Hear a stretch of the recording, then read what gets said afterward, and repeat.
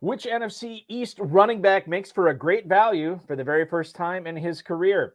Is the Broncos' backfield more of a battle than fantasy drafters think? And which NFC North rusher makes for a good target on your zero RB squads? Plus, Josh Durm, a four-time FFPC Dynasty and Redraft champ, joins us to talk about Travis Etienne's ADP rise, whether Greg Dulcich is going to be the tight end to have in Denver, his strategy in his debut in the 2022 FFPC Pros versus Joe's competition next month, and much more. We've got a great show for you. Farrell Elliott is here. I'm Eric Balkman. Stick around. Your high-stakes fantasy football hour starts now. And the pressure, I've seen greater men than need lesson. Broadcast live and heard around the world, you are now watching the most entertaining hour of radio on the planet. Welcome to the High Stakes Fantasy Football Hour presented by MyFFPC.com with your hosts Eric Balkman and Farrell Elliott. The High Stakes Fantasy Football Hour is your home for analysis from the best players in the world.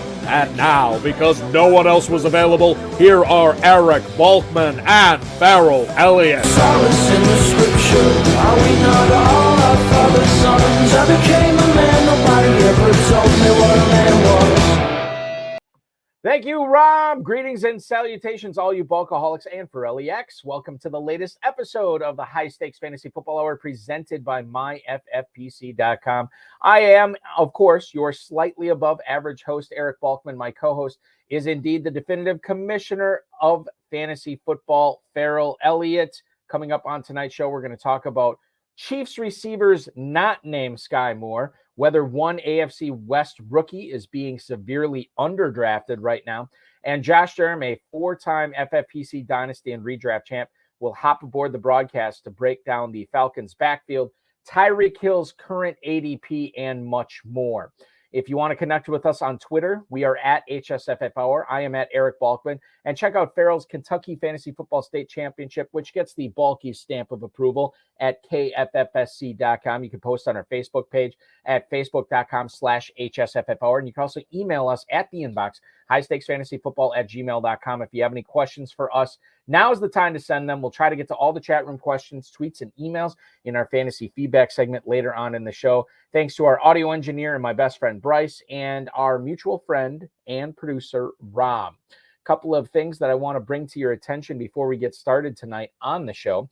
The Football Guys Early Bird promo, that is running out, 13 days left. Remember, if you register by the end of the month and draft by July 15th, you're going to get a free $35 FFPC team credit applied to your account. You can get that up to 3 times as well. The 2022 FFPC Best Ball Tournament continues to fill drafts each day. The grand prize and prize pool has been doubled for this year.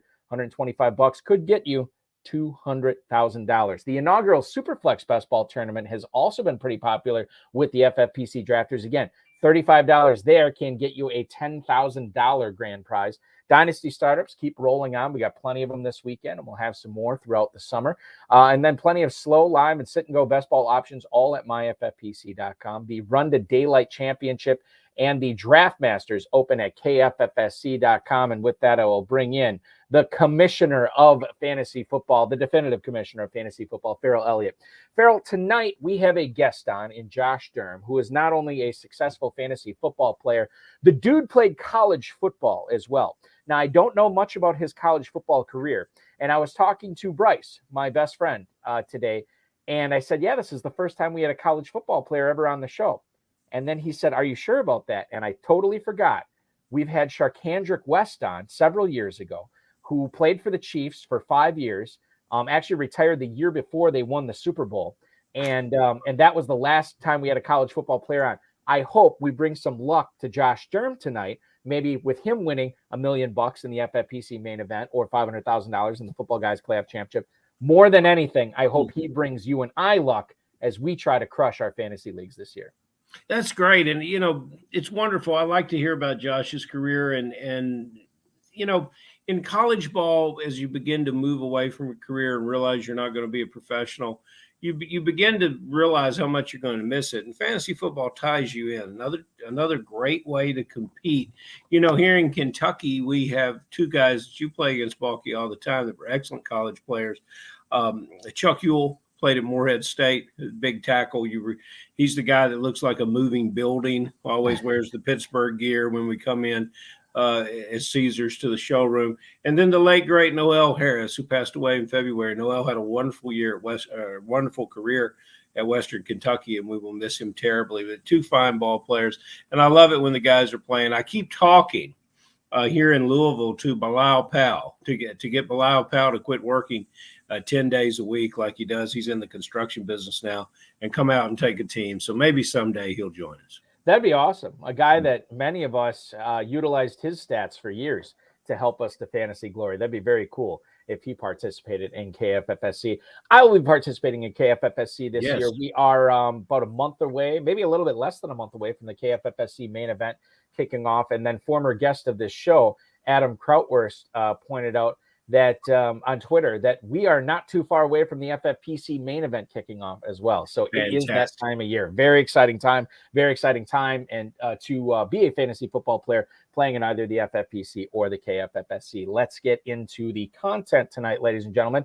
Mike Florio from Pro Football Talk says the quote, divide intensifies in the league office over the handling of Desean Watson, end quote. Now, two more women are reportedly, according to the Tony Busby, are looking to file suit against him. That would bring the total to 26.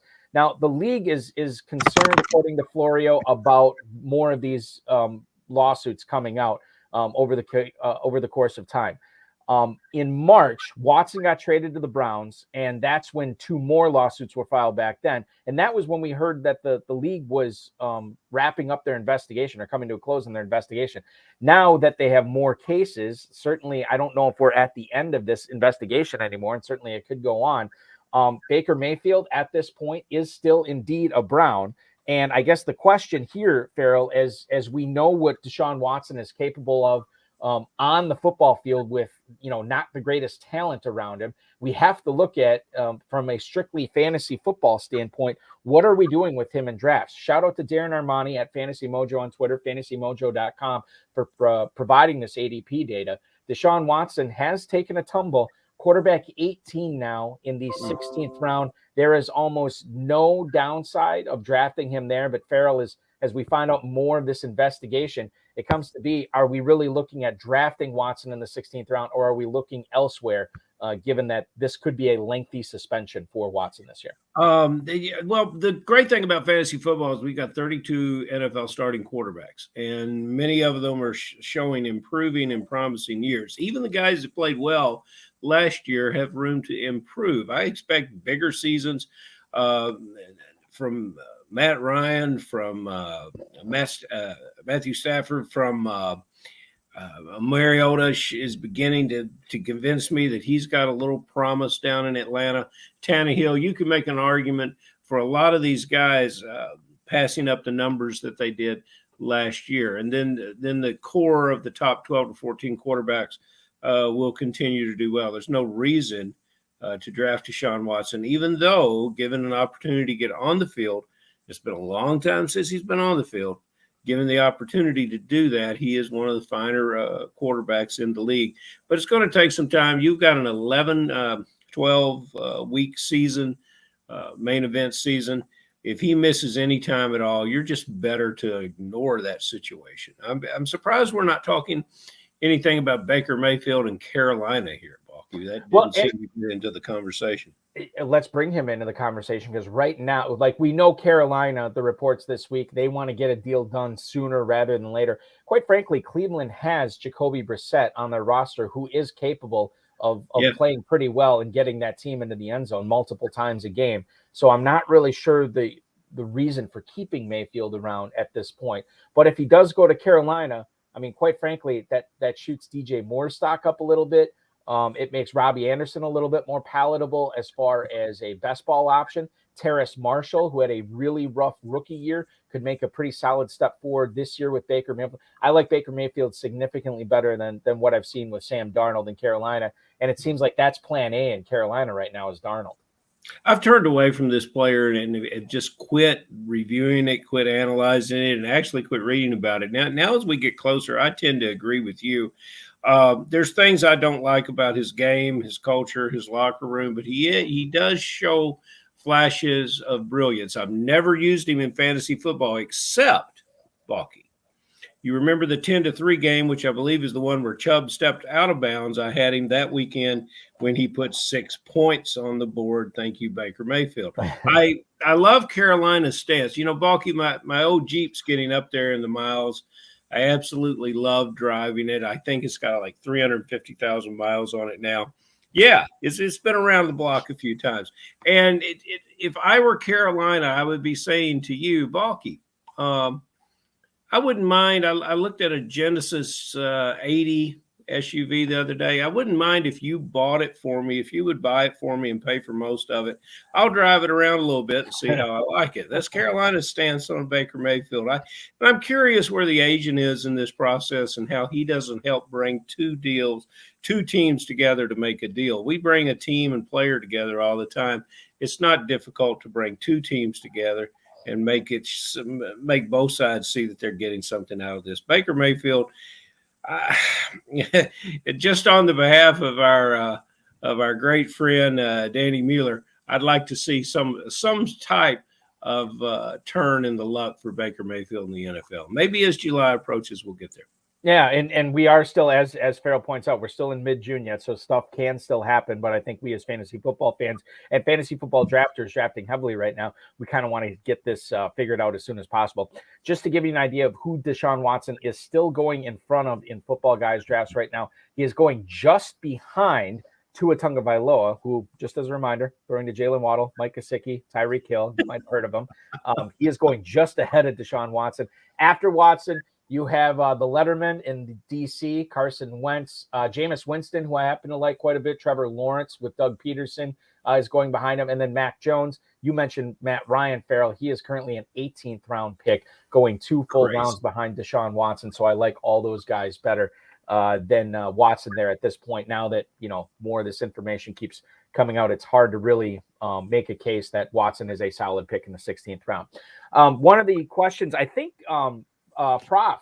Hudson Kern-Reeve led the show off about this. The chat room has been so hot tonight. I think I might have missed the question. Oh, here it is right now. Hudson Reeve wants to know, lots of debate about whether Zeke or Pollard is the better target this year. Who is it in units of value? And I want to bring up the fact that Mike McCarthy this week says that Ezekiel Elliott is completely healthy now. Mark Lane actually tweeted this out. Mark Lane, who covers the Dallas Cowboys. Ezekiel Elliott last year, it was a rough one. And if you invested a high pick in him, you probably weren't happy. However, he did play through some injuries, including a torn PCL. McCarthy says that his offseason has been really good. And obviously we know this is puff piece season, as the kids call it right now. But he's definitely building them up. Ezekiel Elliott will turn 27 years old this year. A lot of people, and we've heard this for the last several years, many high stakes owners have been saying that Tony Pollard is the better back and he needs to be touching the football more. Ezekiel Elliott, he's still getting paid a lot. And to bring it back to Hudson's point here, as far as value goes in drafts right now, Ezekiel Elliott, running back 19 at the 403. I feel like he's moved up a little bit in the last couple of weeks. Tony Pollard is going at here it is, running back 29, 707. So it's roughly about 3.5 rounds difference between the two. Farrell, what about you? If you're drafting, would you be more likely to take Ezekiel Elliott in the early 4th or wait and take Tony Pollard in the mid-7th? All the regular listeners to the show, Balky, don't want to hear me say the same thing about this that I've been saying for a year, so I won't. I will say that I think both players are extreme values with where they're going, and I think we're going to finally see an offense that gets both these players on the field together. It's Dallas will continue to feed Elliott the ball. He will continue to push over 1,000 yards. He'll get the red zone touches. Pollard had a great year last year, and everybody talks about how wonderful and explosive he is. But without a change of pace, the offense benefits from a change of pace running back, and Pollard benefits from a change of pace that he's running against a defense that's been banged by the veteran Elliott. So it's these guys complement each other, and it's Pollard 2 touchdowns last year. If he is the explosive player that we all see him to be, Let's get him on the field with Elliott. Let's get the ball in his hands. Let's put him in the slot. Let's move him around and make the Dallas offense realize exactly what it could be. We got to trust the coach, Balky. And look, there's a lot of players in this league that when they're hurting, they don't play. Ezekiel Elliott plays. He lines up and plays. You should be very pleased to have him on your team. And in your fourth round, if that's your running back too, you might be well on your way to a championship. Draft them both. I think they're both wonderful, Bart. Yeah, I think I'm kind of with you on this. And by the way, Hudson's pointing out he likes to draft in May because right now he has Ezekiel Elliott as his fourth running back on 3 Football Guys teams. So congratulations to buy the hate on Ezekiel Elliott at this point. Right now, as far as Football Guys drafts go, as Farrell pointed out, he has moved up. He is going right behind James Conner, Breece Hall, David Montgomery. He has now moved ahead of Cam Akers, J.K. Dobbins, and Antonio Gibson. As far as the Pollard tip goes, he is in the area of Ken Walker, Devin Singletary, and James Cook right now, to give you an idea where Tony Pollard's going. Certainly, it's hard for me to say that either one of those is a bad investment at those points in the draft, so I think I'm with Farrell on this one. We do have Josh Durm coming up, a 4-time FFPC redraft and dynasty winner. Before we get to him and his plan of attack in the pros versus Joes this year, let's talk about the Rams here real quick because I think this is important. COO Kevin Demoff did an interview with The Athletic, and he said that the Rams are optimistic that they will get a deal done to bring Odell Beckham back into the fold. He said if they didn't have a salary cap, we could have signed Odell months ago and would have loved to. I'm sorry, I thought the salary cap didn't apply to the Browns. At least that was my inclination after seeing what they've done over the last year and a half or so. He says he's optimistic a deal can get done. Obviously, he is still rehabbing from a knee injury right now. Farrell, it's hard for me to say Beckham is a good target as wide receiver 72 in the 16th round right now. I think you can do a lot worse there. I guess if you put a gun to my head, what am I going to say? He's probably back with the Rams this year, but they do have Allen Robinson this year as well, and no Robert Woods. But I think Robinson is a superior pass catching talent to Woods. Cooper Kupp is a demigod. He's still there. It's hard for me to get super excited about Beckham. And I said this too to my one of my friends here in Northeast Wisconsin. I said, if Beckham signs on and he has a great season, I don't know if it's going to be on my team this year. Okay. Well, there's a lot going on here. And you know what, Balky? Just like the Dallas backfield being crowded, your screen's being crowded now, too. Yes. You got a great contributor there. Right. So dual threat in the Bachman household, and I'm really enjoying it. Who is that? All right. So this is my daughter, Emma. Now, my wife Emma. is gone on a girls' weekend this weekend. So I'm watching the kids, clearly not doing a very good job. I think she's doing a great job. Yeah, she's doing a great job. I'm thrilled that she's being a part of the broadcast tonight. I will let you talk about Odell Beckham here, and I will deal with her. Kevin Demoff. Who is Kevin Demoff? He is pretty much the consigliere of the Stan Kroenke family. Basically football royalty in Los Angeles. Marvin Demoff, his father, is a noted player agent all the way back to the days of John Elway. This is a man that has a great deal of I'm searching for the perfect word. He is basically the voice of this owner. And Balky, when he speaks, I believe what he's saying is we should already have Beckham under contract. And he might be just talking to the gentleman in the front office and the coaching staff saying, you know what? If you guys wouldn't trade all our draft picks away, we might have some players playing at minimum, and consequently, we could afford to sign Odell Beckham. At some point, the ability to sign these veteran players for the Rams are going to run out. They're doing a great job with it right now, managing the salary cap. So I like where this comment is coming from. Demoff has made some interesting comments, and I'm sure with his background in analytics and his contribution to this front office that he's right in the middle of this. But this is a message, I believe, coming from the ownership that says, guys, I'm not getting in your way, but it sure would be nice if we had Beckham under contract. All right. So we do have a question for my daughter, Emma, in the chat room right now. I'll bring her over as long as she promises to go right back upstairs. Okay, perfect. The Dizzle wants to know, do you think that Mo Alley Cox will hold off Jelani Woods at tight end as a rookie in Indianapolis? Yes or no? What's that mean? Well, Mo Alley Cox is currently the starting tight end in Indianapolis, but they drafted Jelani Woods this year. He could be the future. Do you think Mo Alley Cox is still going to be the starter all season, or is it going to be Jelani Woods? What player is he? Is this soccer? No, this is football. Pro football. Okay, so just Mo Alley Cox or Jelani Woods? Woods. Jelani Woods, Dizzle. Why You heard not? it here. You heard it here. All right, you seriously need to go to bed, okay? I have to bring on our next guest. Say goodnight to everybody.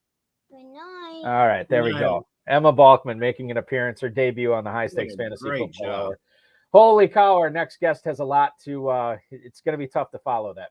I want to bring him in right now. He finished his Division II football career in 2008 and transferred his love of the game into fantasy football. For the last 3 seasons, he's been playing in the FFPC and is looking forward not only to drafting his first main event team live in Las Vegas, but as well as his debut in the 2022 FFPC Pros versus Joes.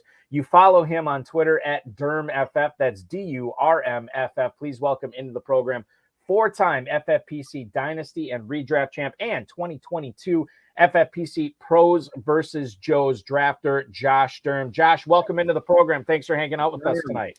Good evening, Balky. Good evening, Farrell. How you Nice doing? to see you, sir. Thank you. I know this is an exciting time for you. You're going to be drafting live in Las Vegas. You are going to be drafting in Pros versus Joes. You draft a lot of teams in the FFPC for fantasy football. When you are not doing that, what are you doing for a living, Josh? Well, I consider myself a stay-at-home dad. I have 3 beautiful children, Heath, Anna, Kate, and Austin, and they're 4, 3, and 8 months old.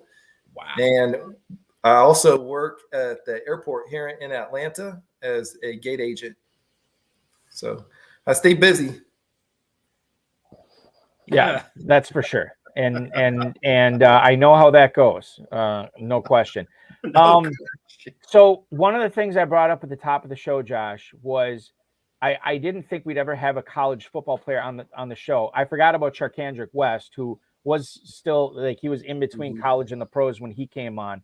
But it's awesome that we're getting another college football player on, our first Division II football player on. Where did you play college football? So I started out going to Western Carolina University. I redshirted there. After my freshman year, I transferred to a JUCO out in California. I went to Santa Rosa Junior College, played there 1 season, and then finished up my career at Brevard College in North Carolina. Started 3 years there at free safety.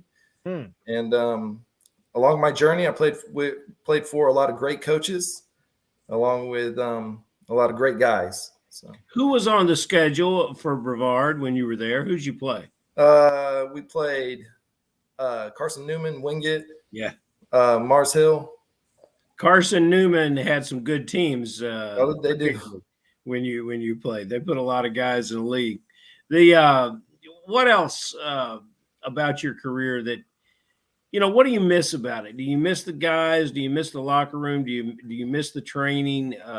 What do you and you replaced it in your life? Obviously, with raising 3 kids, there's not much time for anything else. Isn't fantasy football a great way to stay engaged in the game and compete? It is. The thing I miss probably the most is like when you're on the field, that's all that's on your mind. Yes. So you don't have anything else going on. Everything's just focused in the game. So, and then the locker room with the guys, I also miss that. So That's cool. Don't miss the workouts as much. This is the Aaron Rodgers thing where he keeps threatening retirement. He's like, well, I love the game of football. I just don't like all the other stuff that goes with it. And I'll tell you, What was your size when you were on the field? Well, I was 6 foot, like 185, but so it's kind of undersized, but I always took pride in the heart I played with and just like knowing the game of football. So I had to just feel like I had a smarter, just had to play smart, be smart, And what airline are you with down there in Atlanta? Oh, I don't know if I want to share that. Yes, you do. so here's the thing. Don't. Josh, this may seem very innocent. but Farrell is sizing you up so he can represent you as you make your Well, comeback. also, I want to know what airline, because I want to walk up to the gate and say, Durm said I can go to first class. If you come with an attitude in the right place and you ask politely, no telling what could happen. So you never know. I'm spending a lot of time in Atlanta. I want to have a friend at the airport. That's all I'm saying. Yeah. So listen, if you ever decide, Josh, that you want to make a comeback, Farrell will be on the first flight there. We'll get you hooked up. All right. Listen, you can never have enough good defensive backs. No one can. So, I mean, there's that option is out there for you. Although I will say, as a defensive back, you're only as good as your defensive line. So that is also true. And which is weird because when I played high school football, my defensive line was also was awesome, and I was a rotten corner. So I don't know how that works.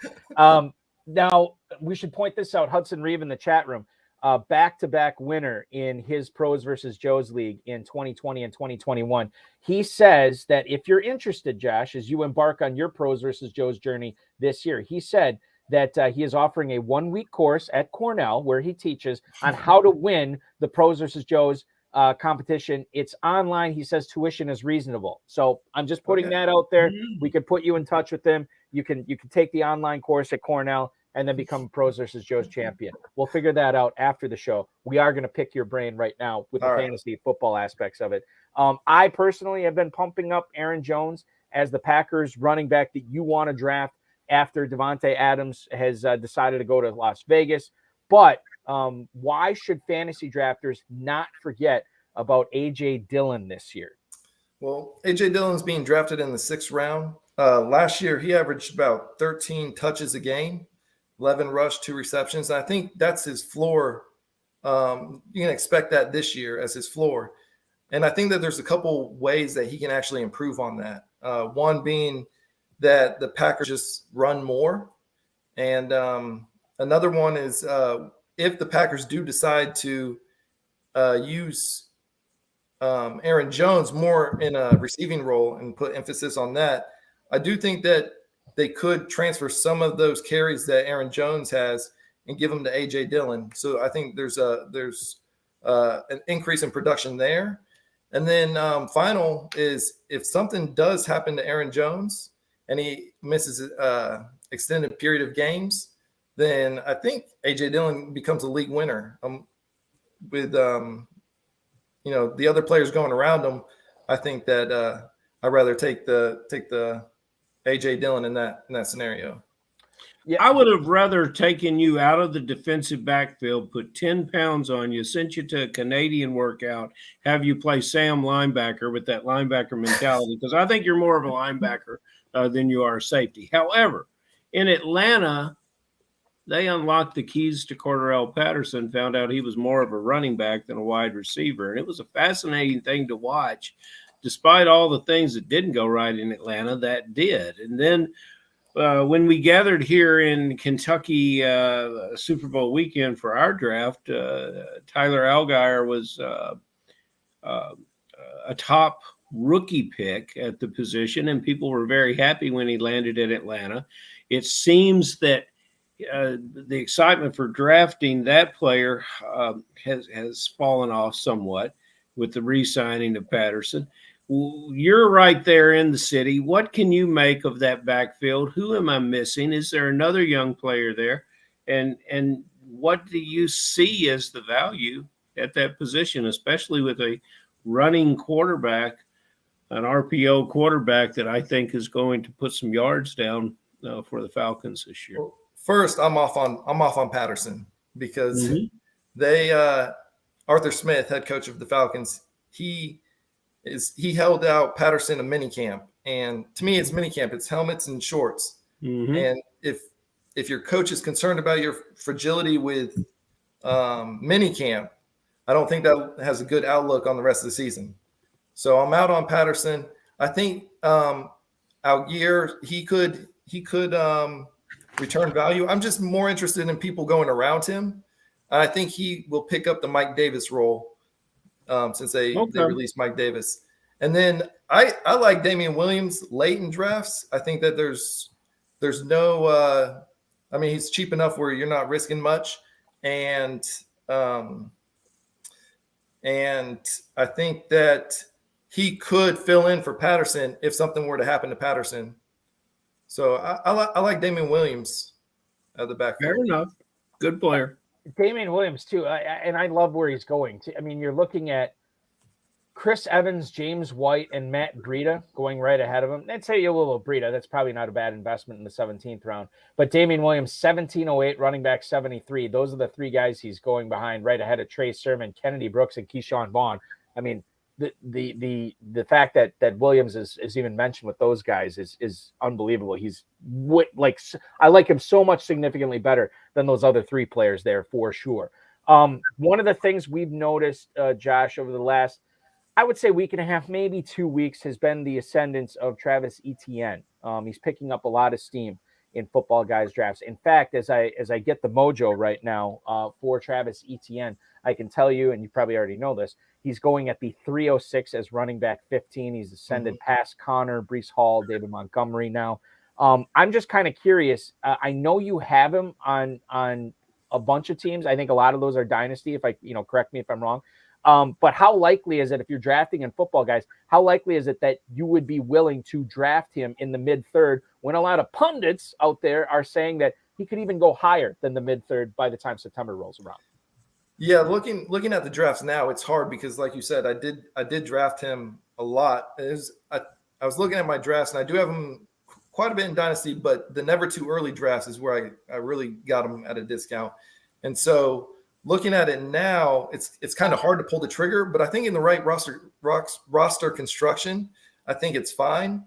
And, I'm still excited about him, but after drafting him in the 6th and the 5th round, and then now he's going in the 3rd, it can make it a little bit more challenging. But I think he can still work there in the right roster construction. I think a guy that can still work for fantasy drafters is Tyreek Hill, and I cannot believe that he continues to drop so far into the 2nd round.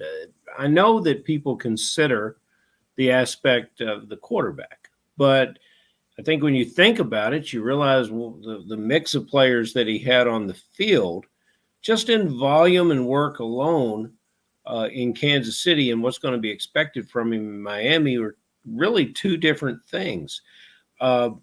Anyway, however it comes out, Tyreek Hill doesn't belong in that spot in that draft. Am I right or wrong?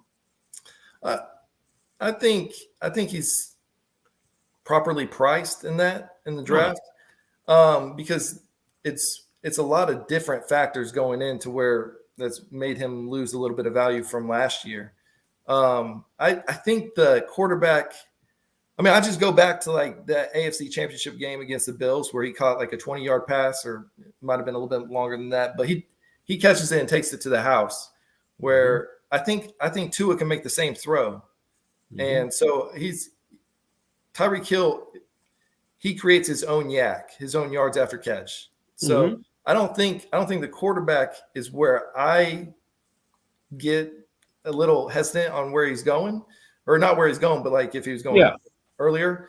I think Mike McDaniel being the head coach, not knowing exactly what type of offense he's going to run, what his philosophy is going to be, I think that's actually a little bit more included in his discount.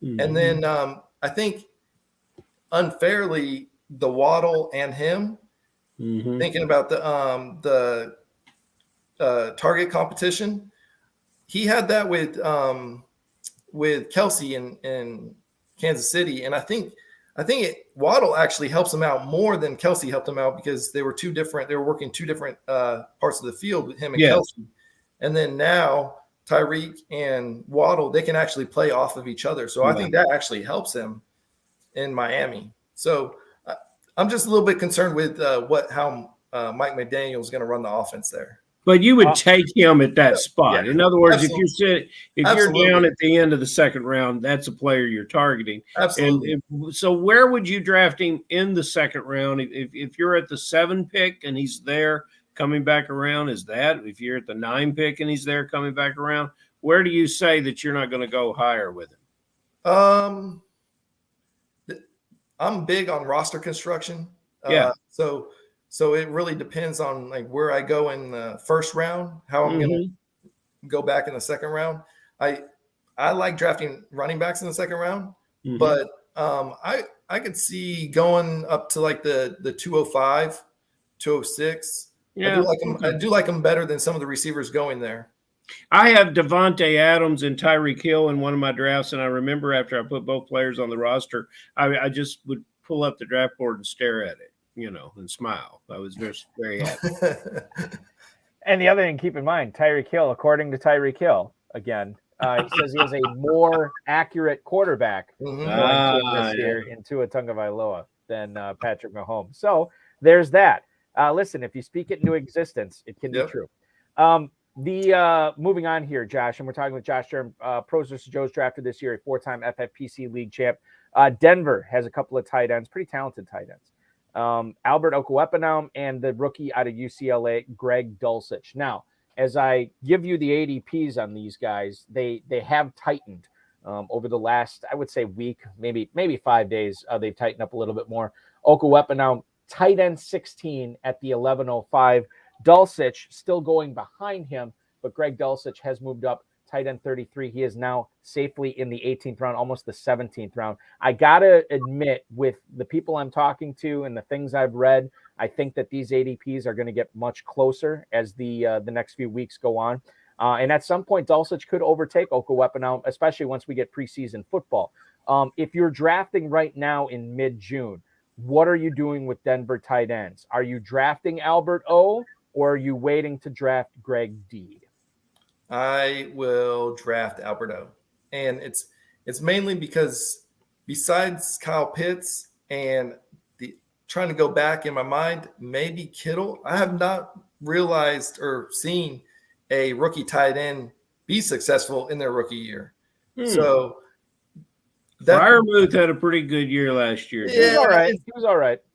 It was good, but I mean, I think that's more of like I think there's some more circumstances surrounding Freiermuth that helped him in his rookie year. With the tight end position in Denver in general, I think that there's so many mouths to feed. That's where I get hesitant on drafting a Denver tight end. But if I was going to pick one, it'd be Albert O. Fair enough. Well, if you can't get excited about rookie tight ends, I don't blame you because I've been burnt there. And I think Uncle Albert may burn us too. So I think you might be right on to something there. Doug Peterson and Trevor Lawrence. Can anybody save Evan Ingram? I get one of those little mini boards and then bring it to the draft live out in Las Vegas. You'll be at Planet Hollywood in September drafting live, won't you, John? And I bring my little mini board because that helps me keep track of everything. And the little stickers, and I make my columns of players. And when I get to a player that I just won't draft, I put it on upside down. And Ingram has been upside down for me for his entire last few years of his career, and he'll probably stay there.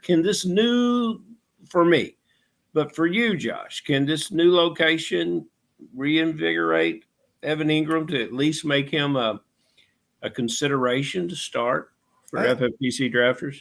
I think it can. He's going as tight end 23, I believe. In round 13 is, I think, where I saw him. I think he can.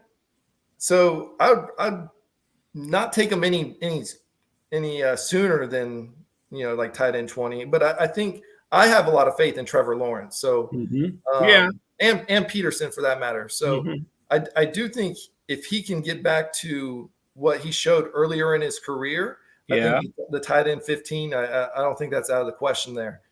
He does have he does have very good hands, but he has very short arms. I just haven't it hasn't looked good to me. Balky, do you have the mojo from Darren to tell us who's going around Ingram? I sure do. You're looking at Njoku, who has really ascended since that contract that he signed, which obviously that would make a lot of sense. Gerald Everett and Tyler Higbee going right before Evan Ingram in drafts. Ingram is going ahead of Logan Thomas. Austin Hooper, Hayden Hurst, Evan Ingram, tight end 23 at the 13-10 over the last 7 days in Football Guys Players Championship draft. So again, some of these guys, we've heard different philosophies on tight ends from a lot of high stakes players. Some of them are like, I got to have a top 3 guy at tight end because tight end's a minefield every year. I don't want to play it. And then you have other guys saying, I'll wait on the position and I'll draft 2 or 3 of them. Usually one of them hits or hits okay, like a partial hit, like, one hit on a destroyer or battleship. And sometimes that's good enough if you are loading up on running backs, receivers, and a good quarterback early on. Ingram would fall into the latter category of just like, let's see what happens if it's not working out. I cut my 13th round pick. I move on to the hot, sexy running back that week that's got the great opportunity and go from there. So I think that's the case that you would make for Evan Ingram at tight end 23. Certainly some upside there with, I can't believe I'm saying this, he's newly found upside in Jacksonville with Trevor Lawrence and Doug Peterson. Couple of emails here for you, Josh. Freddie in Spartanburg, South Carolina. What's up, Josh? Which Chiefs receiver do you like better? Smith-Schuster in the 6th or Valdez-Scantling in the 11th? Freddie in Spartanburg, South Carolina, thank you for emailing. So Smith-Schuster going about 5 rounds ahead of Marquez Valdez-Scantling, and I think Marquez Valdez-Scantling making about $5 million more than Juju Smith-Schuster this year. That's what I was going to say. I was going to say their contracts are like switched to their ADP. Doesn't match. But I'll say that my wife's a Steelers fan, so I've watched a lot of Juju from when he was with AB to when he was without AB. And when AB left, I always told her, I was like, I'm going to stay away from Juju. And I've always been off of Juju since that period. I still don't like him. I think that I'm not high on MVS. I'd rather take probably if I could, I'd probably take Kelsey in the 1st, but over the 2. But I don't. If I had to choose between the 2, I'd say MVS just based on the contract alone. Well, so, get her on the show, and we can revisit Freiermuth and Claypool. She's going to be in Vegas. Perfect. She's going to be my co-owner. Very good. Very, very good. Farrell will have his Chase Claypool Steelers jersey to give to her. No question. Let's get to Tom and Austin here, Josh. Assuming Lamar Jackson plays this year for the Ravens, how bullish on the Baltimore passing game are you going to be? Thanks, dude. That is Tom in Austin. Tom, we appreciate your email. Ravens passing game no longer has Marquise Brown. It does have Rashad Bateman, Devin Duvernay, James Prochet, and obviously Mark Andrews and the running backs they have there. Are you excited about that passing game there this year, Josh? I'm hesitantly excited. I like that. So yeah, I get it. I do like Bateman and I like Mark Andrews. But it does concern me a little bit that a lot of Andrews' production came without Lamar. So that does give me some hesitancy, but I do like Bateman this year, along with Mark Andrews. I like them both. I think that they can outperform their ADP where they're going at right now. Farrell, I'm out of emails, so it means it's up to you. Okay. What I think about now that you get to play pleasure of talking to you, Josh, and I wish that I had met you earlier. I really like the way that you have your opinions on players. I got a feeling that when you draft, you're going to get your guys, that's and I like that. I think you're the kind of guy that's going to stick to your guns when the draft comes along, no matter what's happening. So with that in mind, I think you're probably going to give us one of the better feedbacks to this question. Who is your number one guy that you, throughout all drafts, that you're targeting? And he doesn't have to be an early guy. He can be a later guy, but he's a guy that you want or find at the end of all your early drafts that you've done so far that he's on your team. And then who is your Evan Ingram? I told you the guy that I just don't want anything to do with. Do you have someone like that? So my early guy, or the guy that I want, is an early guy.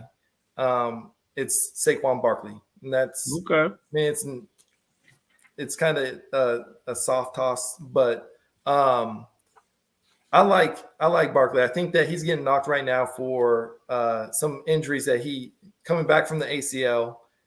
He had a little nicked up ankle going on last year, and I think that he's in one of the positions where he can have a workhorse role in that offense, along with Dayball being there. I think that they're going to turn it around. So I really like Barkley this year. The player that I'm not on this year at all is Michael Thomas. Yeah, I think an ankle injury lasting 2 years, and I saw a video that he ran a straight line, and straight lines don't work on slants. So, and then I heard that he is slant boy, right? Yeah, he's slant boy, slant and boy, he's still not. He said he's still not healthy. So I don't know what's going to work for his ankle. I mean, it's just, it's I don't know if he needs another surgery or not. Well, and we talked about it too, I think last week on this show. What did the Saints do? Drafted Olave in the first, and now they just signed Jarvis Landry. I mean, you can kind of read between the lines here of what they're thinking of Michael Thomas. So yeah, at this point, I think Michael Thomas is. I don't think his heart's in the game. So. And maybe it's tough. It's and I'll say this about Barkley too, because I feel like he was another guy that with Ezekiel Elliott was really tumbling in drafts. And while I think Elliott has risen a little bit, I think Barkley's risen a little bit too. He's bounced back. Saquon Barkley now running back 9. He's up to the 205 in the last 7 days in Football Guys drafts. In fact, at least one person took him in the first round within the last week too. So we'll see with what's going on with Barkley. Lots to like there with Dable and him coming back from those injuries. So yes, I think Barkley would make some sense in the mid-second round. Last question for you, Josh. Do you have any thought? I mean, you obviously don't know where you're going to be picking. You do know that it's a best ball slim format for the FFPC Pros versus Joe's format. Are you switching up any kind of strategy, knowing that you'll be drafting against 5, talented Joes, but also 6 pros who, granted, they are pros. They don't always understand the format. They don't always understand the ADP as well as pros like, Joes like you do, I should say.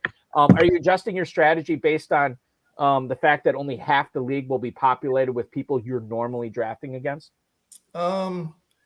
Best ball, I will probably be switching up my strategy it'll differ from what I'll probably be using at the main event and the FPC right now that I'm using. Right.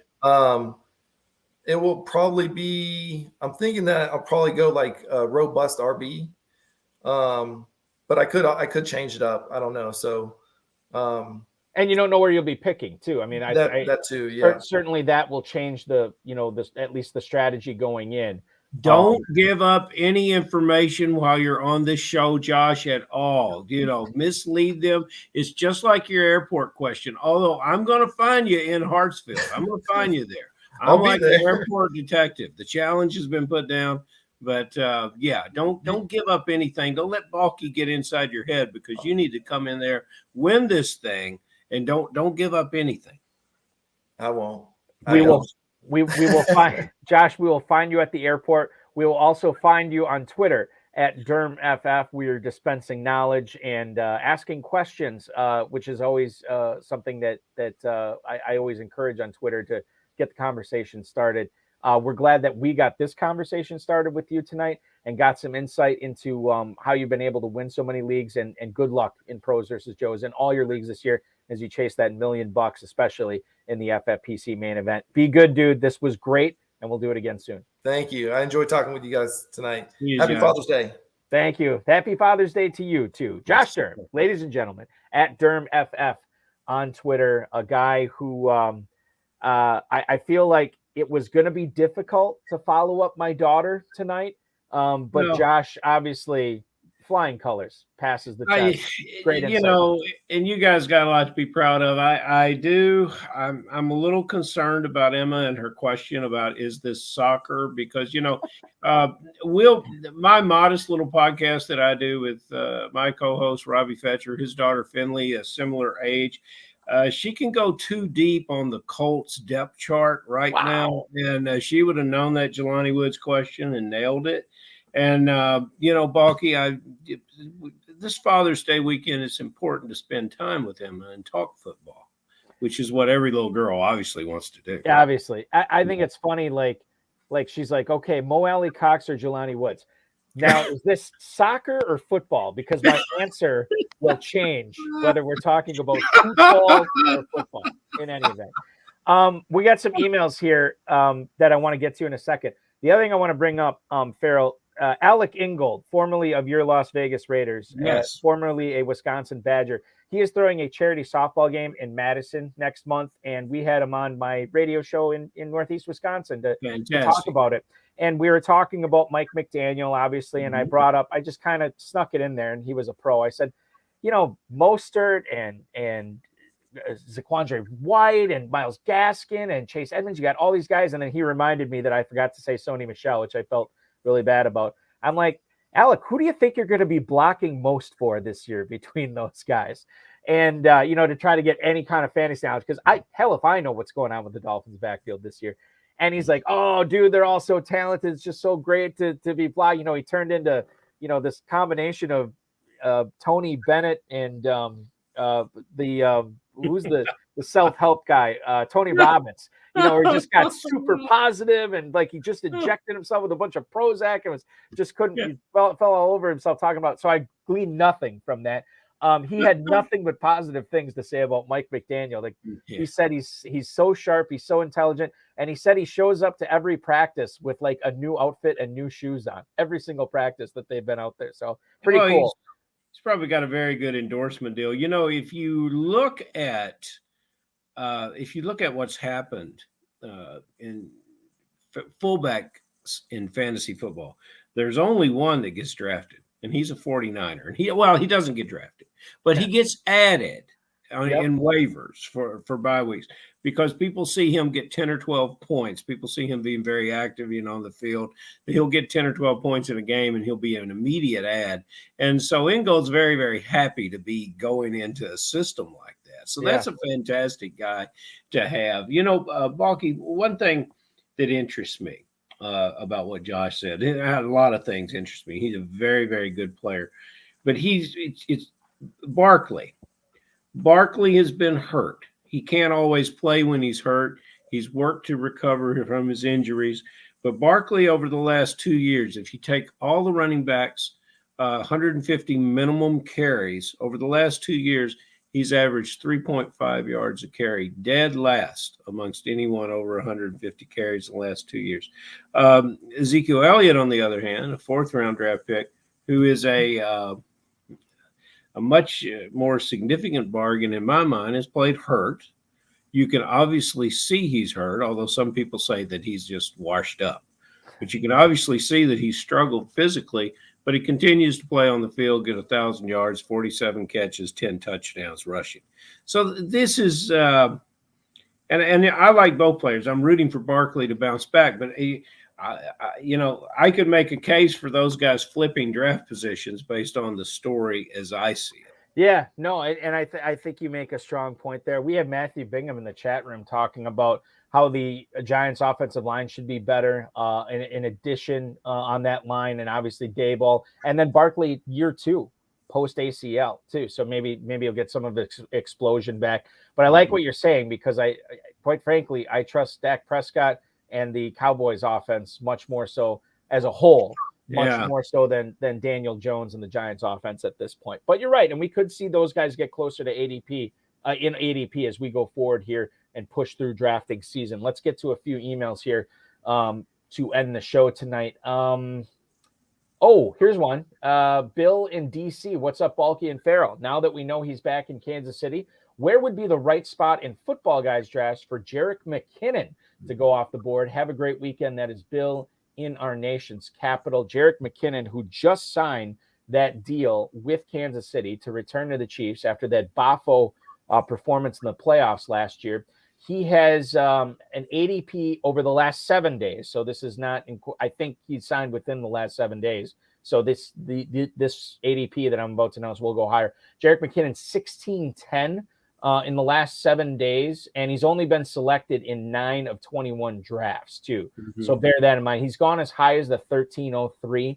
He's running back 66. He's obviously going to go up there. And I'll bring this up, and I can't remember who was saying this. But bear in mind, when Jerick McKinnon was on the Chiefs last year, it's not like his regular season was fantasy worthy. It was the playoffs where he really turned it on. So we don't want to be prisoners of the moment. We don't want to have recency bias. But when you look at McKinnon now, again, we assume he's going to send 11th, 12th, maybe 10th round. I don't know how high he'll get. Farrell, if you were going to draft him in a Football Guys draft, where's the time that you would start looking at him? In the Football Guys draft, I'm not going to draft him, so I'm going to fall with that other 50%. But in our slim drafts, as well as our true best ball drafts that go 28 rounds, he's going to be a player I target. And I would draft him where you're speaking about drafting him in the Football Guys. So I love the player and I love the upside. I don't want to make a decision about starting him from week to week. If I like what I see during the preseason, I'll change my mind on this player. But he's more likely to me to be a guy that when someone loses patience of waiting for him to break loose, that I would pick up on waivers. Moving on, and this is a good one for you, Farrell. We're going to stick in the AFC West. This is a Raiders question from Paul in El Toro, California. Should I be fading Josh Jacobs and Kenyon Drake and focusing on Zamir White in my FPC leagues this summer? Now, this is interesting because there's something I read, I think it was today, actually. I'm going to see if I can bring up the report on it, and I should have had this ready. So I do apologize. I know this is great radio / television. Zamir White, and I can't find it now, but there was something to the effect of, Maurice Jones-Drew. That's who was saying from the NFL Network. Says that White fits in well with Josh McDaniels' running scheme. He says the Raiders are not that creative a running team. Sorry, Farrell, his words, not mine. They don't create explosive plays in the running game. They're like downhill, A gap, a little power. They're not a zone stretch team. And if you watch his tape, that's what Zamir White is. That's what he does well. Jacobs and Kenyon Drake, I believe, are not under contract after this year. Zamir White was a player the Raiders just traded up for. Seems like, this is the type of, when we read between the lines, this is the type of stuff we like to see when we're looking at values in the draft.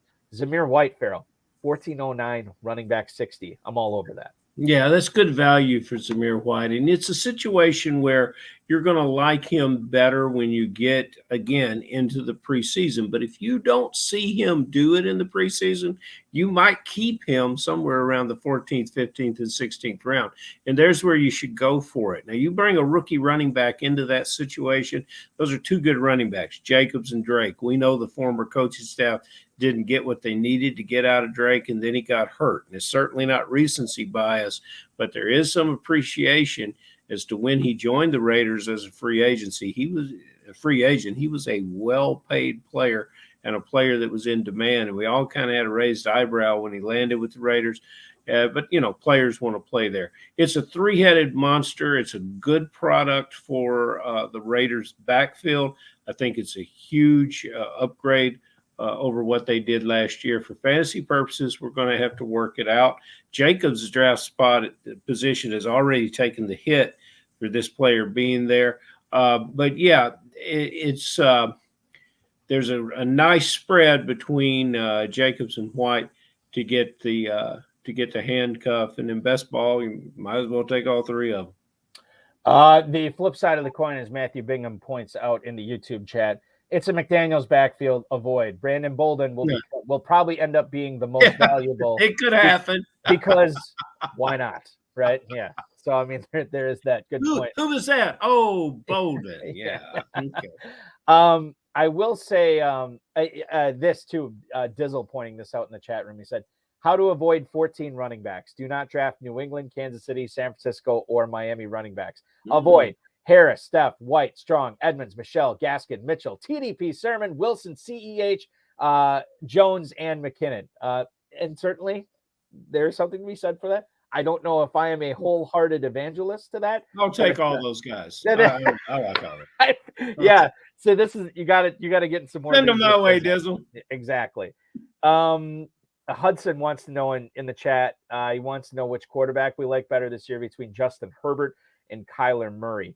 For me, while I do think that a lot of FFPC drafters might be selecting Justin Herbert at his ceiling right now. Remember, he's quarterback 3, and quite frankly, he's not that far from quarterback 2 right now, almost surpassing Patrick Mahomes. Only about less than a half round separates them in the 6th round right now. So I will say, in a vacuum, I would prefer Herbert over Murray. However, I have 0 shares of Herbert this year, and I know I have at least 1 of Kyler Murray. And I do like the value of Kyler Murray not being chosen until the 8th round, as opposed to Herbert, who is going in the early 6th. If an undergrad at Cornell asked that question, Hudson Kernreid would throw him out of the classroom. That is, we know that the golden arm of Herbert leads to fantasy football victory and riches. That's where your play is. And, like all good 26ers know, I'm one of them, at least honorary in status. I have Herbert in one of the leagues that I'll be competing with our wonderful professor this year. Can't wait to hear that as that league unfolds. 2 more quick ones tonight, Farrell, before we get out of here. John in Houston. Hey, guys. With Amon-Ra, St. Brown, DJ Chark, and now Jamison Williams around, is TJ Hawkinson going too high in drafts for you right now? Thank you for the email, John in Houston. Hawkinson in the tight end premium Football Guys Players Championship currently has an ADP of tight end 7 at the 507. He is going right around Dalton Schultz area. He's about almost 2 rounds after George Kittle, and he's going well over a full round before Dallas Goedert. Is that too high for Hawkinson, knowing all the weapons that Detroit has in there, the ascendance of St. Brown and the additions of Chark and Jameson Williams? I have not figured this player out for this coming season, and I probably won't. He's in no man's land with tight ends, and if I'm in that draft, Schultz is going to go higher than that. And the spread between Hawkinson and the guys that follow him, he's going to be right there on an island and not too many tight ends around him. So the answer is that I don't know, but if he's a 5th round tight end, I'm going to do something before then, or I'm going to do a couple things after then that I find more interesting to me, and I'm going to let someone else take the risk. He got about 60 catches last year. I forget how many games he was active for. He didn't play the full season. He is a terrific player, but the jury's just out for me, and I just don't like where he's drafted. Kamish Bryce is a massive Lions fan. He has a TJ Hawkinson bobblehead next to his desk at work. So he is a big fan of Hawkinson. If you feel like he's going too high, get in a league with Kamish Bryce, and he will really go high in those leagues. Final question here, and it's from the chat room. It's for you, Farrell, actually. C's Backgrounds wants to know, Tyrion Davis Price, do you like him this year, Farrell? I'm assuming that's a redraft question. Running back 47 in the 11th round of Football Guys drafts right now, right behind Michael Carter and Naheem Hines, right after Carter and Hines, and he's going right before Tyler Algayer and Kenneth Gainwell. Do you like TDP, Farrell? I've got to see him do it in an NFL uniform, and that's what preseason means to me. And we've got only 3 preseason games this year if you throw out the Hall of Fame game. So we've got 3 per team. These guys will get a lot of play, and that's when I want to see it. So right now I'm glossing over this player, and I'm going to some of the other guys that you mentioned, Balky. But that's what preseason is for me, is to look at the running backs. I think the wide receivers I got a pretty good feel for based on their coaching and the way that they the idea of why they joined the team and how they're going to be used.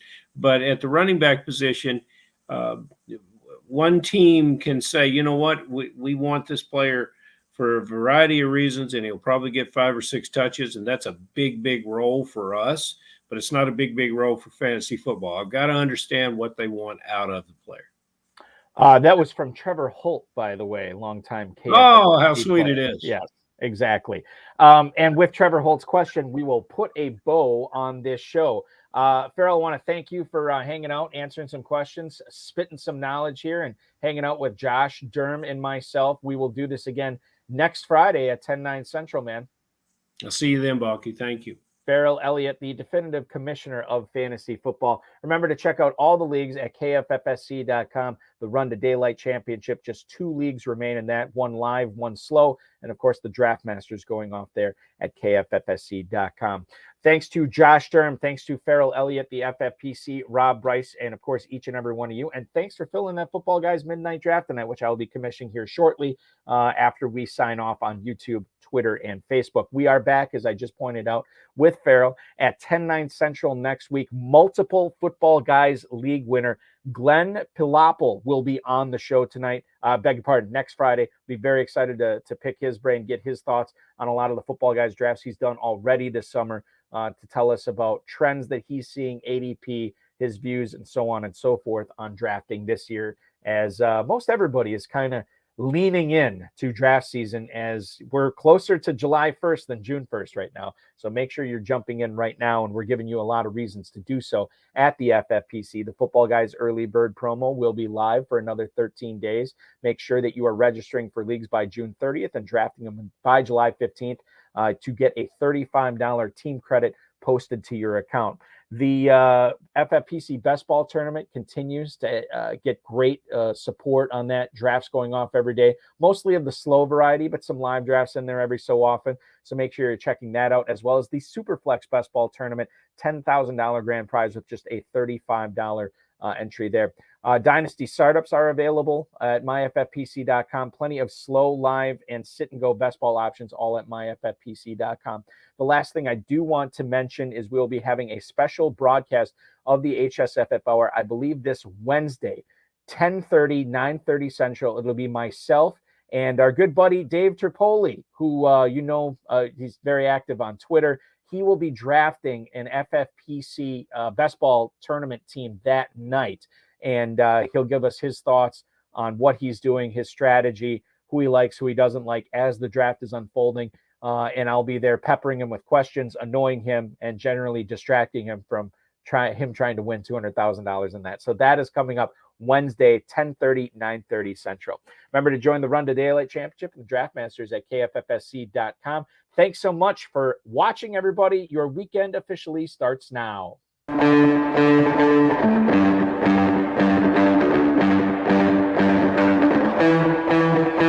This has been another episode of the High Stakes Fantasy Football Hour presented by myffpc.com. It was broadcast live and was watched around the world. Balky and Farrell will be back next week with more analysis, more interviews, and more advice from guests much smarter than they are. Thanks for watching, and we'll talk with you again next week.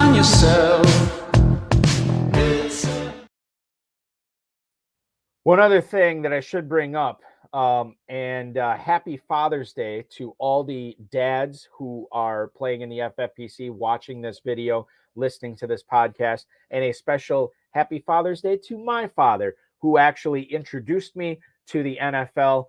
I think I might have told this story on this show before, but growing up in Northeast Wisconsin, I couldn't understand why anybody would ever root for the Green Bay Packers. My father and all of his buddies, week after week, they would talk about how terrible the team was, how worthless it was putting up with it. And yet all they talked about all week was, if they just do this, or if they just do that, if we just get this guy, we just get this guy. There's a lot of losing in the 80s when I was growing up with the Packers. That started to turn around in the late 80s and early 90s. And I'm glad he got to see in his lifetime, as long as I've been alive with him, not one, but 2 Super Bowl championships, which was very cool. He's the one who introduced me to the NFL. I'm eternally grateful for that and so much else. Happy Father's Day, Dad, and happy Father's Day to all the dads out there. We will talk with you at 10:30, 9:30 Central on Wednesday. Thanks for watching, everybody.